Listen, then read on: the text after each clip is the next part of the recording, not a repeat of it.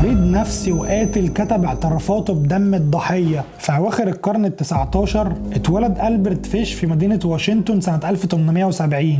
بس الطفولة بتاعته ما كانتش طبيعية. الولد ده كان بيحب يعذب نفسه ويغرز الإبر في جسمه، وسلوكه ده كان بداية حاجة مرعبة أكتر بكتير، وهي حب إيذاء الأطفال. سنة 1928 الراجل ده اتعرف على عيلة فقيرة اسمها بود في نيويورك، وكان بيتنكر وبيظهر كأنه راجل طيب وبيساعدهم، لحد ما خطط لكارثة كبيرة. استدرج بنتهم الصغيرة اللي كان عندها 10 سنين وقال لها ان هي مدعوة لحفلة عيد ميلاد في الريف. طبعا العيلة كانت مطمنة له وسمحوا له ان هو ياخدها، لكن الراجل ده خدها البيت مهجور، وهناك بدأ في مرضه النفسي. قتلها بوحشية وبعد كده اكل جزء من جسمها. لما البنت اختفت فضلوا يدوروا عليه كتير وما لقوهوش، لكن بعد سنين العيلة استلمت خطاب مكتوب بخط الايد بالدم بيشرح فيه تفاصيل اللي عمله في بنتهم، وكأنه بيتفخر بكده. مكتوب فيه ان هو قتلها وشوى من لحمها وكان بياكل منه، وبيقول ان لحمها كان احلى من اي اكل كله. في المحكمة حاولوا يقولوا ان هو مجنون، بس هيئة المحلفين قالت لا هو عارف بيعمل ايه. وفي سنة 1936 اتعدم على الكرسي الكهربائي. الغريب بقى ان ألبرت فيش كان فرحان بالميعاد،